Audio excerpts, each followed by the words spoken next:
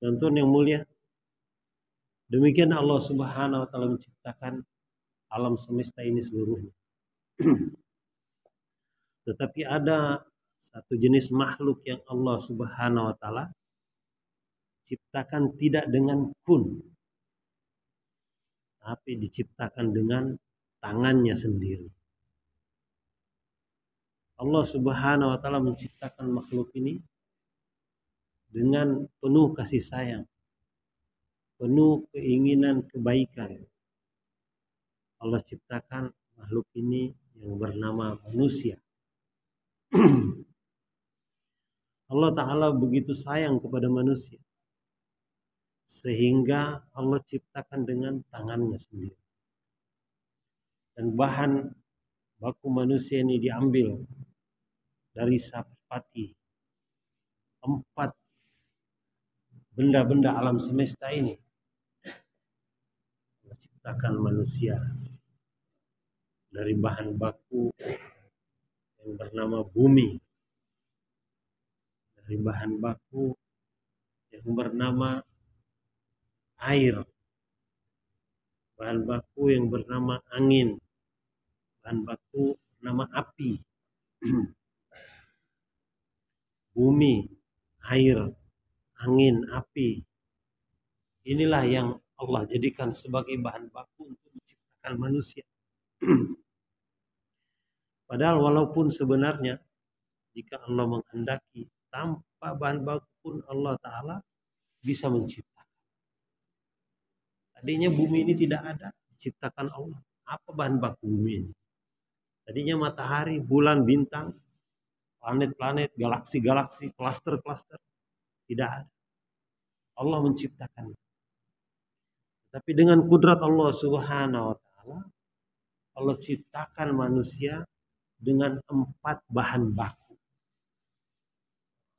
4 bahan baku ini Allah Ta'ala ciptakan untuk menjadi bagian dalam kehidupan manusia.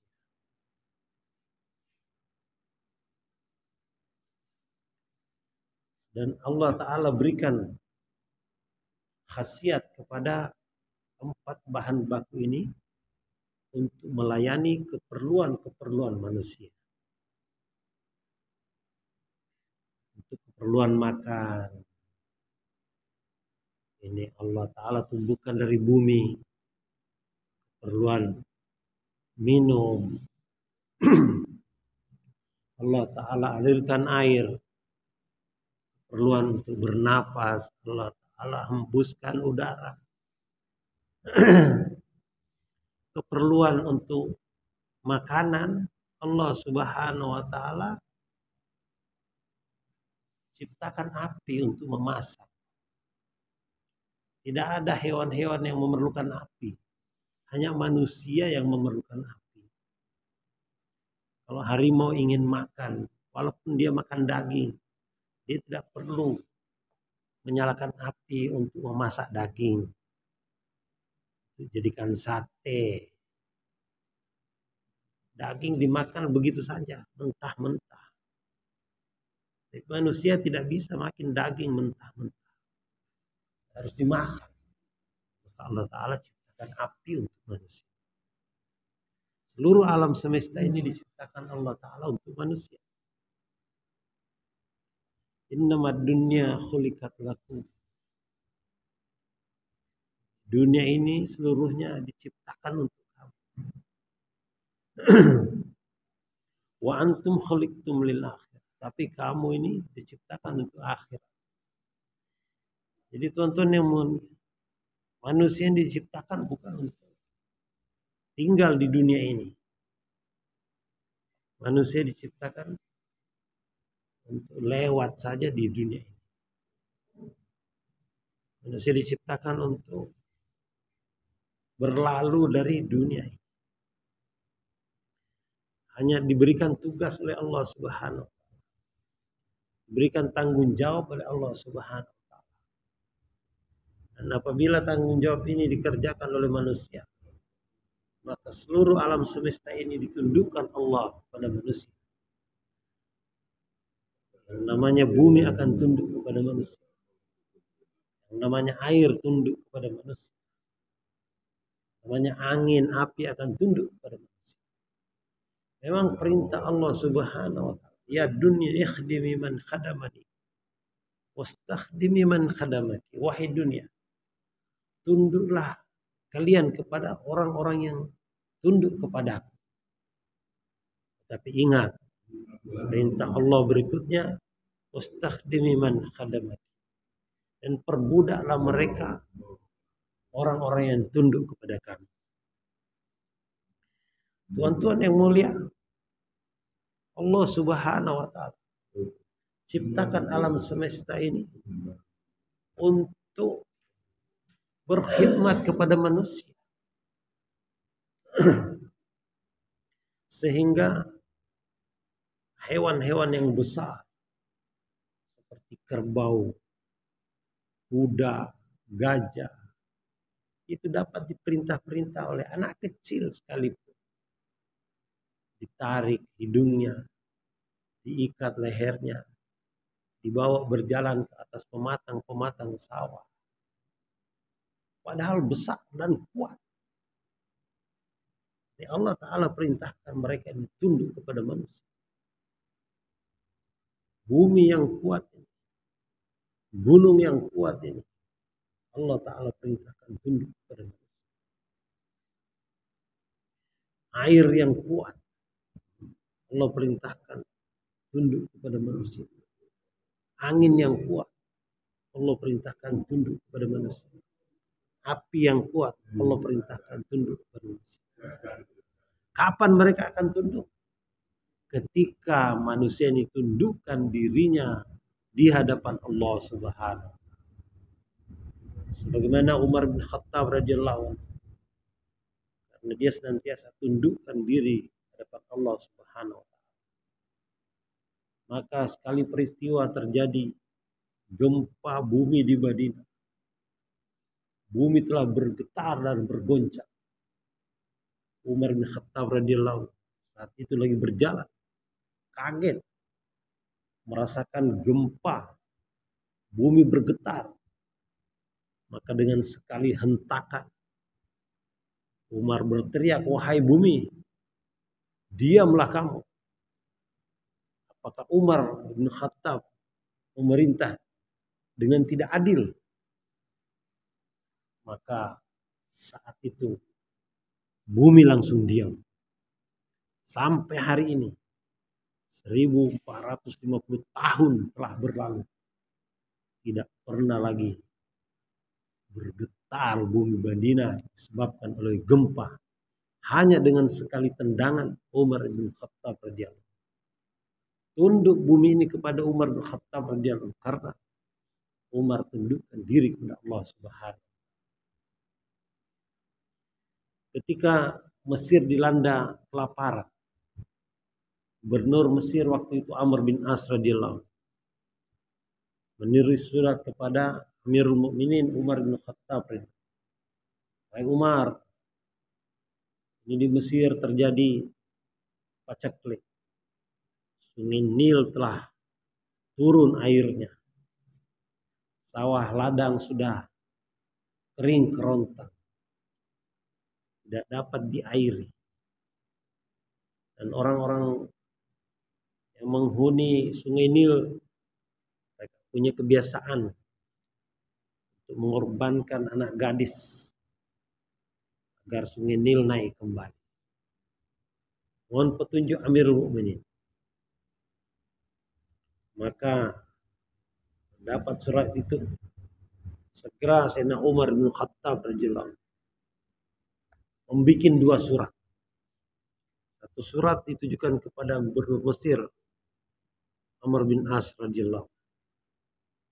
Dan satu surat ditujukan langsung kepada Sungai Nil dari Umar bin Khattab radhiyallahu, Amirul Mukminin.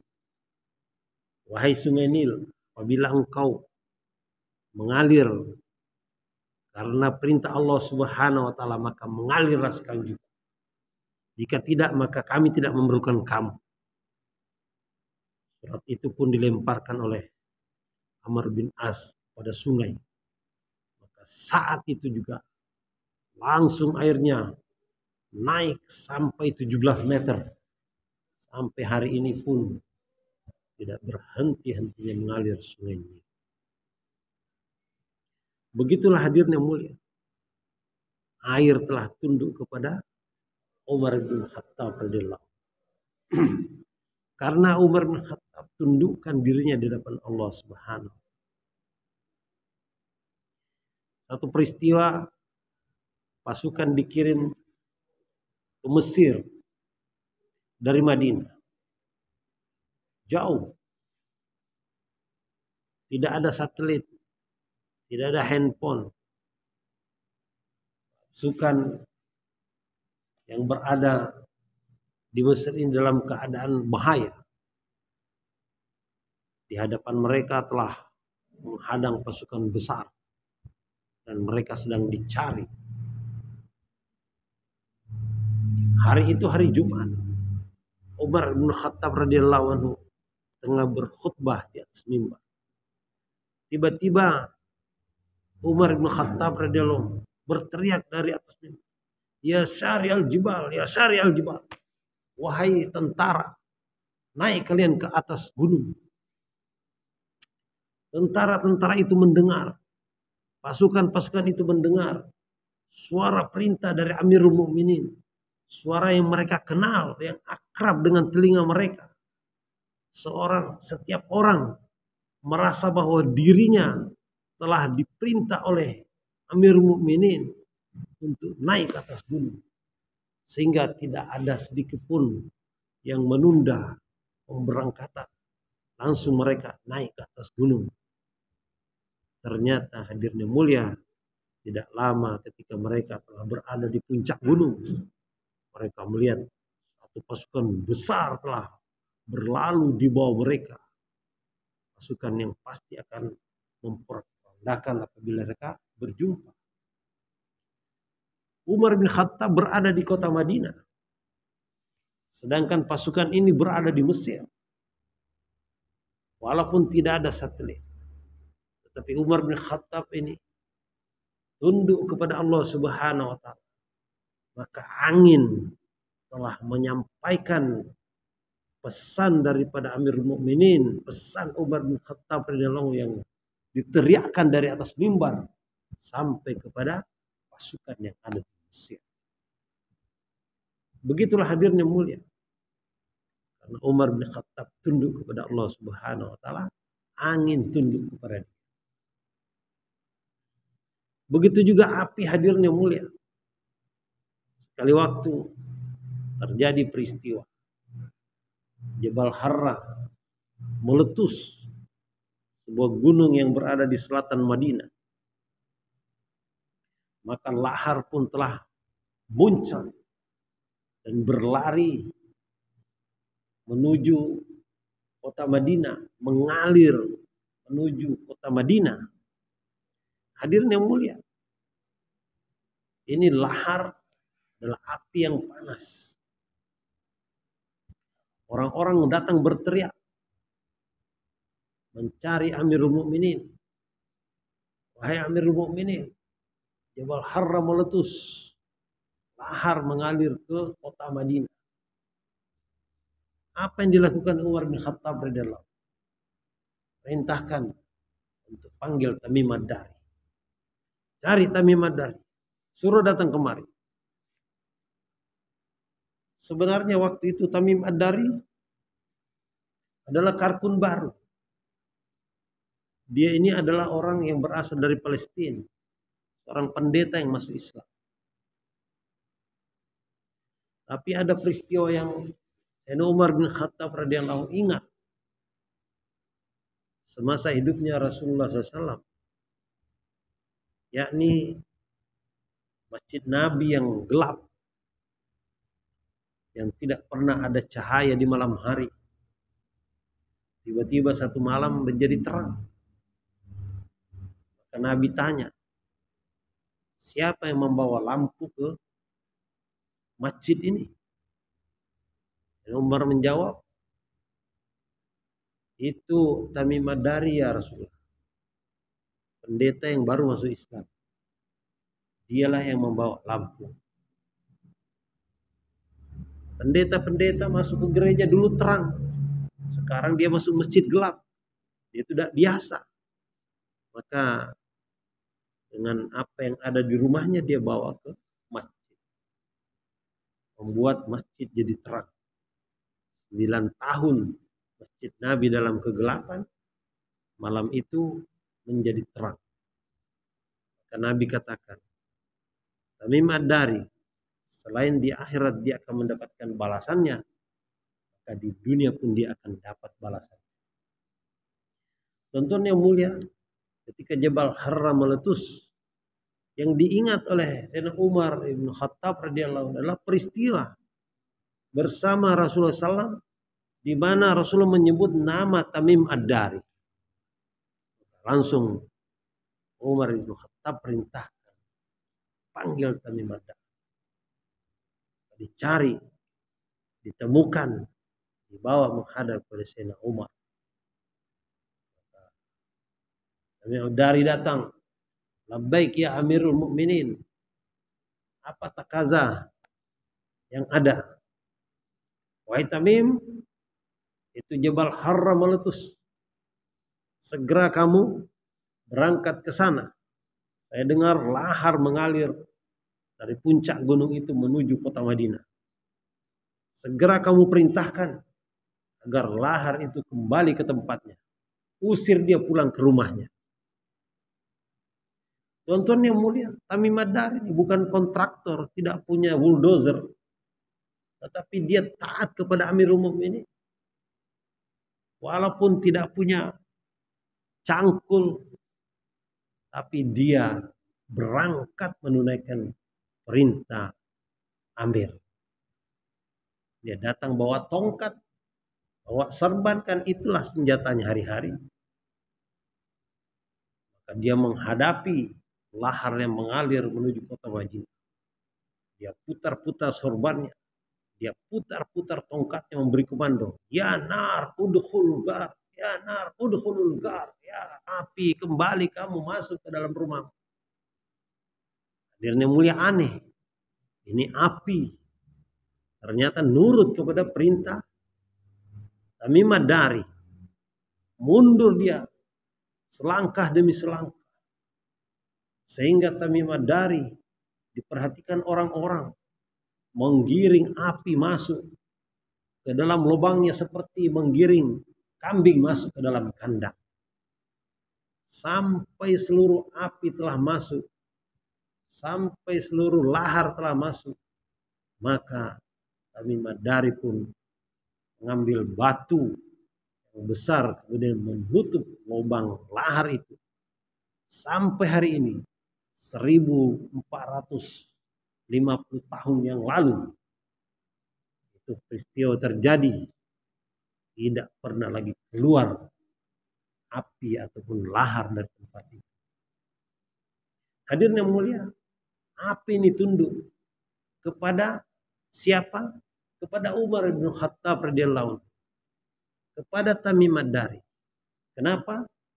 Karena Umar bin Khattab tundukkan diri di hadapan Allah Subhanahu wa taala. Maka tuan-tuan yang mulia, siapapun yang tundukkan dirinya di hadapan Allah Subhanahu wa taala, maka Allah Subhanahu wa taala akan tundukkan alam semesta ini. Semakin sempurna ketundukan seorang hamba kepada Allah Subhanahu wa taala, maka semakin sempurna alam semesta ini akan berkhidmat kepada mereka. Sebenarnya puncak simbol ketundukan ini itu adanya dalam sholat. Kalau kita perhatikan alam semesta ini, kemudian kita lihat bagaimana gerakan sholat, maka sungguh ada satu korelasi yang sangat erat yang tidak bisa dipisahkan. Orang yang berdiri itu seperti api. Api ini semuanya berdiri menghadap ke atas. Maka orang yang bagus berdirinya dalam sholat, api akan tunduk kepadanya.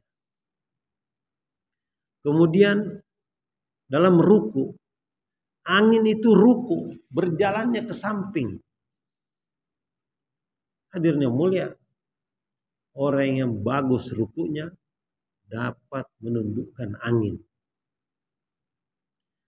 Kemudian air mengalir dari atas ke bawah. Orang yang sujud itu dari atas ke bawah, kepalanya berada di bawah. Maka orang yang bagus sujudnya, dia bisa menundukkan air. Kemudian orang yang duduk, bumi ini duduk. Orang yang bagus duduknya dalam sholat dapat menundukkan bumi. Dan ini adalah diri satu orang, yakni Umar ibn Khattab radhiyallahu anhu. Umar ibn Khattab radhiyallahu anhu bagus berdirinya, bagus rukuknya, bagus sujudnya, bagus duduknya, sehingga api, angin, air, dan bumi ini tunduk kepada perintah Umar ibn Khattab. Ini tidak mengherankan hadirnya mulia, karena ini sesuai dengan perintah Allah Subhanahu wa taala. Ya dunia, ikhdimi man khadamani wastakhdimi man khadamani. Wahai dunia, tunduklah kalian kepada orang yang tundukkan dirinya kepada, tapi perbudaklah mereka orang yang tundukkan dirinya kepadamu. Hadirnya mulia, ini perintah Allah Subhanahu wa taala kepada matahari, bulan, bintang, kepada gunung, kepada lautan, kepada kantor, pabrik, sawah, ladang. Semuanya ini taat kepada Allah Subhanahu wa taala. Apabila manusia ini taat kepada Allah, tunduk kepada Allah, maka seluruh benda-benda ini akan berfirman. Tapi hadirnya mulia, apabila manusia ini tidak taat kepada Allah, tidak mau tundukkan diri kepada Allah Subhanahu wa taala, padahal setiap hari dia mengambil manfaat daripada bumi, setiap hari dia ambil manfaat daripada air, setiap hari dia mengambil manfaat daripada angin, setiap hari dia ambil manfaat daripada api, maka keempat benda-benda ini dapat menjadi asbab celakanya manusia. Bumi yang bergoncang dapat menghancurkan bangunan-bangunan manusia.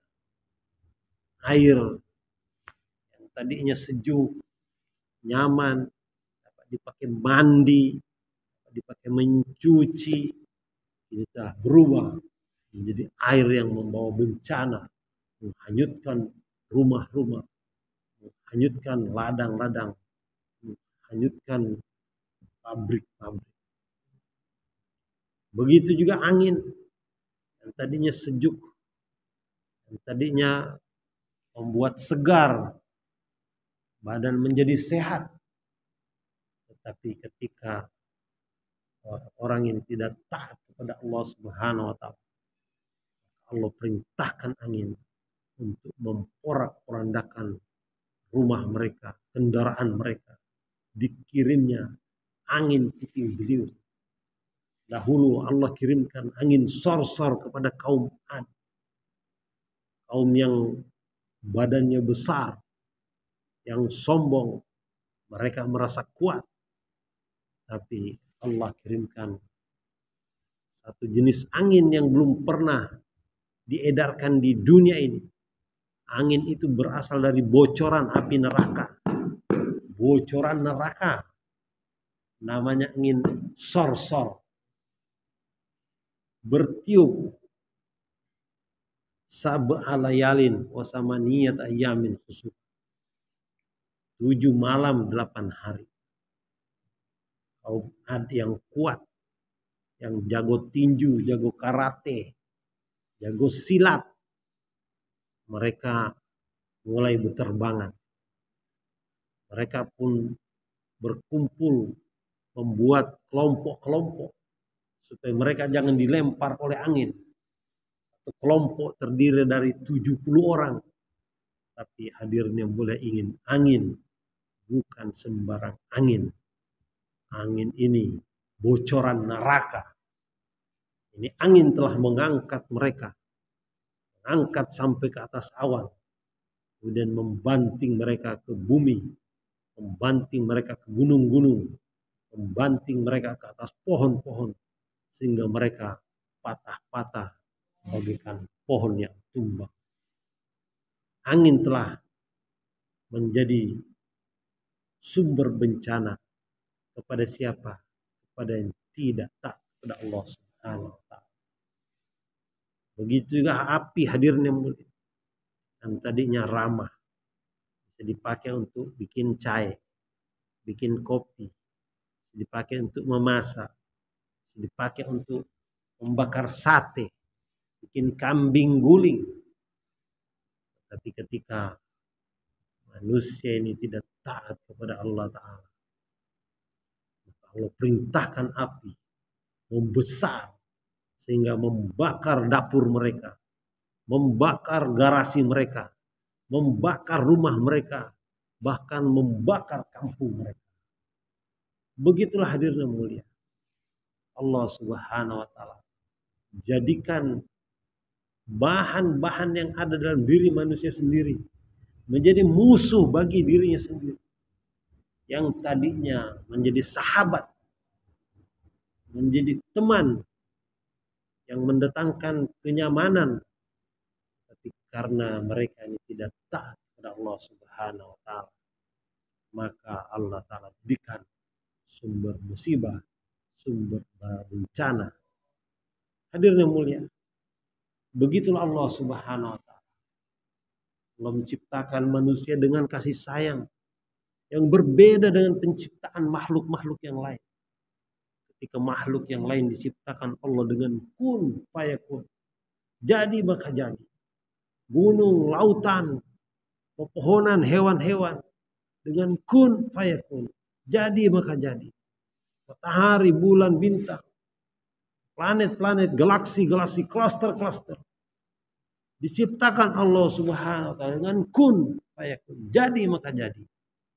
Manusia karena kasih sayang Allah Subhanahu wa taala, Allah ciptakan dengan tangannya sendiri, tidak diwakilkan kepada sesiapapun. Allah ciptakan dengan bentuk yang sebaik-baiknya. Laqad khalaqnal insana fi ahsani taqwim.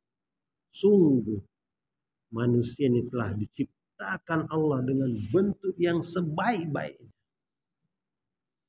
Yang hitam bentuknya sebaik-baiknya.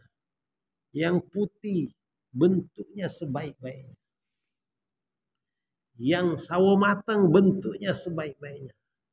Yang tinggi, yang pendek, yang gemuk, yang kurus, semua bentuknya sebaik-baik. Yang gadis, yang janda, yang duda, yang bujangan, bentuknya sebaik-baik. Allah ciptakan manusia sebaik-baik. Tidak ada lagi ciptaan yang lebih baik daripada manusia. Allah muliakan hadirnya mulia manusia. Allah buat satu sistem yang luar biasa hebat dalam diri manusia, sehingga manusia dapat berjalan dengan kepala berada di atas. Padahal manusia dibandingkan dengan gajah, dibandingkan dengan kuda, jauh lebih hebat, lebih kuat. Tetapi hadirnya mulia, gajah ini tidak bisa berjalan, tidak bisa berdiri seperti manusia. Kuda ini yang kuat tidak bisa berjalan, tidak bisa berdiri seperti manusia. Betapa hebatnya sistem yang Allah berikan kepada manusia yang seharusnya disyukuri. Gajah, kuda, dan hewan-hewan lainnya semuanya berjalan dengan 4 kaki. 4 kaki. Mereka kalau 2 kaki tidak bisa. Sedangkan manusia dengan sistem keseimbangan yang ada dalam dirinya. Allah berikan kekuatan berjalan dengan dua kaki. Sedangkan tangannya nganggur, tidak perlu berjalan. Tangan manusia bisa dipergunakan untuk hal-hal yang lain. Inilah Allah Subhanahu wa ta'ala cipta manusia dengan sebaik-baik bentuk. Sehingga apabila manusia ini tidak bersyukur kepada Allah Subhanahu wa ta'ala, maka Allah itu heran. Aku ciptakan engkau sebaik-baik bentuk. Mata kamu sebaik-baik mata. Telinga kamu sebaik-baik telinga. Hidung kamu sebaik-baik hidung. Mulut kamu, gigi kamu, lisan kamu, leher kamu, tangan kamu.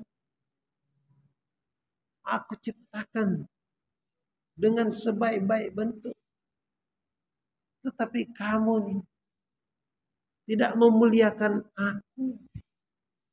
Ya Allah itu heran. Sehingga Allah bertanya, ma gharraka bi rabbikal karim allazi khalaqaka fasawwaka fa'adala fi ayyi suratin ma syaa rakkabak. Heran. Apa yang membuat engkau ini tidak mau memuliakan aku? Apa yang membuat kamu tidak mau beribadah kepada aku? Aku menciptakan kamu dengan sebaik-baiknya, dengan penuh keseimbangan. Mata kanan dan kiri seimbang, kuping kanan dan kiri seimbang, bahu kanan dan kiri seimbang, tangan kanan dan kiri seimbang, kaki kanan dan kiri seimbang. Semua aku ciptakan dengan sebaik-baiknya. Tapi engkau tidak mau beribadah kepada aku. Mengherankan. Tetapi Allah Subhanahu wa ta'ala hadir yang mulia, Maha Penyayang, menunggu kapan hambanya mau tobat, menunggu kapan hambanya ingat. Dan sebagai peringatan, kadang-kadang hambanya diberikan ahwal, diberikan persoalan-persoalan agar manusia ini kembali kepada Allah Subhanahu wa ta'ala. Diberikan masalah-masalah yang tidak dapat dipecahkan, yang tidak dapat ditemukan solusinya, dipentokkan agar manusia ini mau kembali kepada Allah Subhanahu wa ta'ala. Ini Allah karena begitu sayang kepada manusia, maka Allah Ta'ala biarkan hambanya untuk berkreasi, untuk berpikir, untuk bertindak, tapi dibatasi dengan pikir, dengan kreasi, dengan tindakan yang sesuai dengan contoh yang telah dikirimkan Allah Subhanahu wa ta'ala, yakni baginda Rasulullah sallallahu alaihi wasallam. Kemampuan berpikir diberikan, tetapi maksudnya berpikir bagaimana dapat mengikuti contoh. Kemampuan bertindak diberikan, maksudnya bagaimana agar tindakannya mengikuti contoh. Allah telah jadikan yang mulia baginda Rasulullah sebagai suri toladan. Laqad kana lakum fi Rasulillahi uswatun hasanah. Sungguh dalam diri Rasul untuk kalian telah dijadikan sebagai suri teladan. Dialah teladan yang terbaik dalam perkara iman, dalam perkara ibadah, dalam perkara muamalah, dalam perkara muasyarat, dalam perkara Rasulullah SAW adalah anak yang terbaik, adalah ayah yang terbaik, adalah kakek yang terbaik. Rasulullah SAW adalah mantu yang terbaik, adalah mertua yang terbaik. Rasulullah SAW adalah suami yang terbaik. Rasulullah SAW adalah tetangga yang terbaik. Rasulullah SAW adalah panglima perang yang terbaik. Panglima perang yang terbaik. Prajurit yang terbaik. Pembeli yang terbaik. Penjual yang terbaik. Pemimpin yang terbaik. Pengikut yang terbaik. Hakim yang terbaik. Mahkum yang terbaik. Seluruh kebaikan telah ada pada diri Rasulullah SAW. Pakaiannya pakaian yang terbaik, penampilannya penampilan yang terbaik, senyumnya senyum yang terbaik, tawanya tawa yang terbaik, pandangan matanya pandangan terbaik, pendengarannya terbaik, uluran tangannya terbaik, langkah kakinya terbaik, berdirinya terbaik, duduknya terbaik, berbaringnya terbaik, sholatnya terbaik, zikirnya terbaik, doanya terbaik. Ketika pulang ke rumah, maka dia akan memperlakukan istrinya dengan perlakuan yang terbaik. Anaknya dengan perlakuan yang terbaik. Cucunya dengan perlakuan yang terbaik. Tetangganya dengan perlakuan yang terbaik. Seluruh pengikutnya dengan perlakuan yang terbaik. Hadirin mulia, manusia dibatasi kepada bagaimana mengikuti kehidupan Rasulullah SAW. Maka kalau ingin menjadi manusia terbaik, ikutlah kepada yang contohkan dalam kehidupan Rasulullah SAW. Ingin menjadi petani yang terbaik, maka ikutlah cara bertani yang diajarkan Rasulullah SAW. Ingin jadi pedagang yang terbaik, ikutlah cara berdagang yang diajarkan Rasulullah SAW. Ingin jadi pengendara yang terbaik, ikutlah cara berkendara yang diajarkan Rasulullah SAW. Ingin jadi pejabat yang terbaik, ikutlah cara menjadi pejabat yang diajarkan Rasulullah SAW. Ingin jadi pekerja yang terbaik, ikutlah cara menjadi pekerja yang diajarkan Rasulullah SAW. Apa saja yang kita ingin capai sebagai manusia terbaik, ikutlah kepada ajaran Rasulullah SAW. Allah telah jadikan Rasulullah SAW sebagai suri teladan. Hadirin yang mulia, Rasulullah SAW pada satu hari melihat Sayyidina Umar bin Khattab radhiyallahu anhu duduk bersama Sayyidina Abu Bakar. Sayyidina Umar bin Khattab ini adalah orang terpelajar, suka membaca. Hari itu dia membaca kitab Taurat. Nabi SAW lewat. Maka Sayyidina Umar yang sedang konsentrasi dengan bacaannya, itu tidak memperhatikan kedatangan Rasulullah. Tapi Abu Bakar melihatnya. Maka Abu Bakar lalu melihat rona wajah Rasulullah SAW berubah. Tiba-tiba menjadi merah. Maka dia menyikut Umar bin Khattab. Umar, Rasulullah lewat. Maka langsung Umar menengadah, menutup kitab Taurat yang dibacanya. Rasulullah berjalan terus, naik ke atas mimbar. Orang-orang Ansor yang waktu itu menyaksikan wajah Rasulullah telah merah. Maka mereka langsung paham, ini pasti ada peristiwa besar sedang terjadi.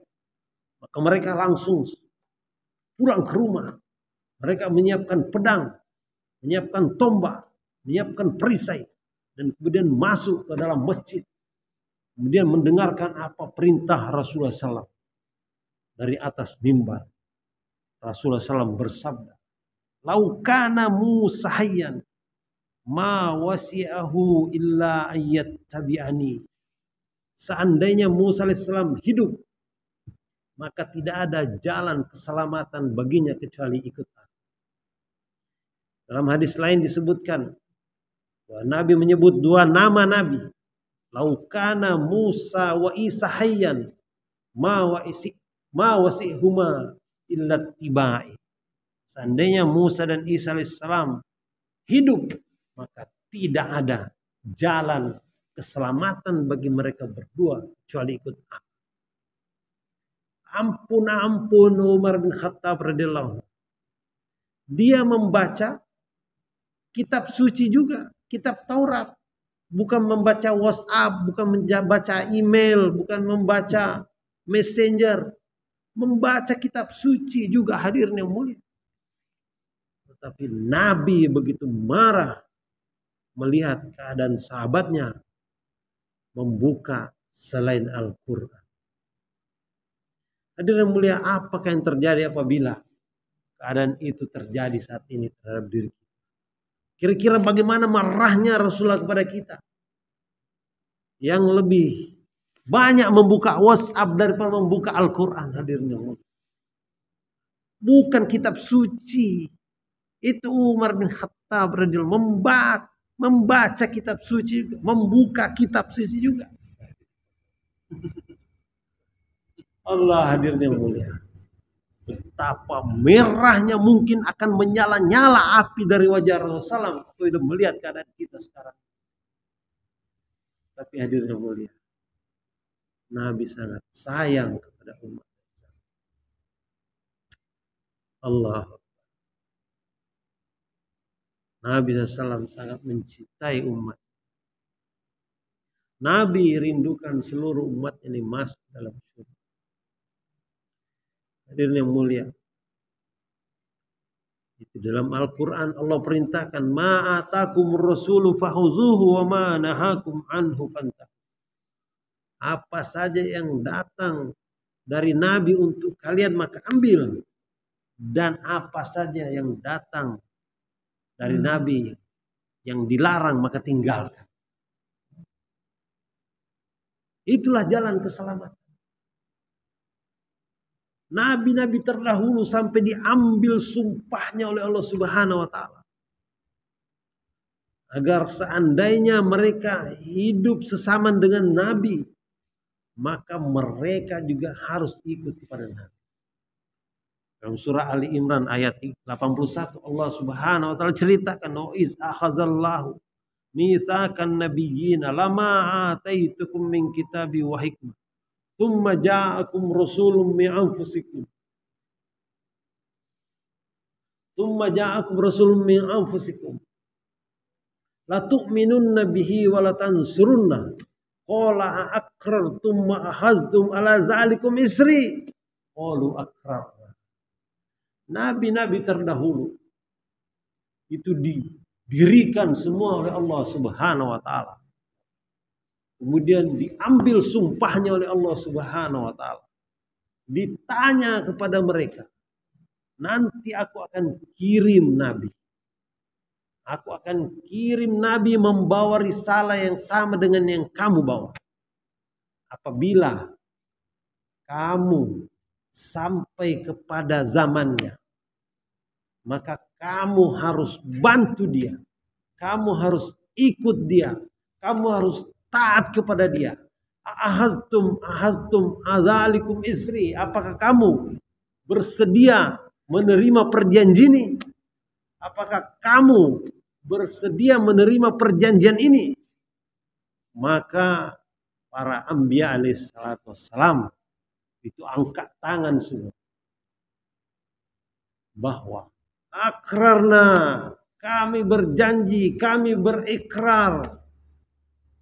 Kami bersedia mentaati, kami bersedia menerima, kami bersedia untuk mengikuti. Hadirin, nabi-nabi terdahulu disuruh ikut kepada Rasulullah sallallahu alaihi wasallam. Padahal mereka itu nabi. Mereka itu rasul. Di antara mereka itu ada ulul azmi. Di antara mereka itu ada Nuh alaihissalam. Di antara mereka itu ada Musa alaihissalam. Di antara mereka itu ada Isa alaihissalam. Mereka ini.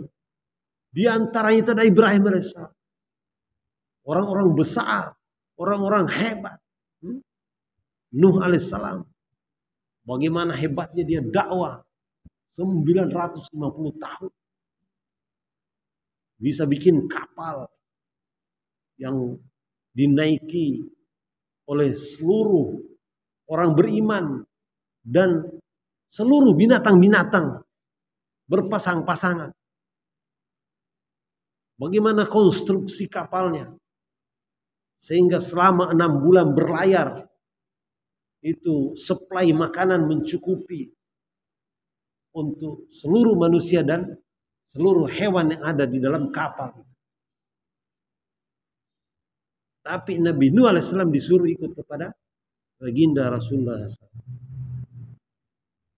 Ibrahim alaihissalam, bagaimana hebatnya dia? Dibakar api tidak mempan. Tetapi disuruh ikut kepada baginda Rasulullah SAW. Musa alaihissalam, bagaimana hebatnya dia? Tangannya bisa keluar lampu neon bercahaya. Bagaimana tongkatnya bisa membelah batu, mengeluarkan 12 mata air, bisa membuka 12 jalan di lautan. Sewaktu malakal maut datang mau mencabut nyawanya, kaget Musa alaihissalam.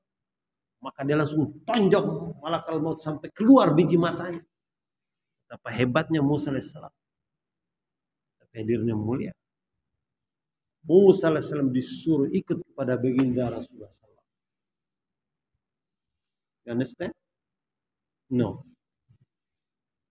And Isa alaihissalam, he can revive one dead body. Masya Allah. But Isa alaihissalam, Allah ordered to follow and obey the command of Rasulullah Muhammad sallallahu alaihi wasallam. So my dear respected brothers,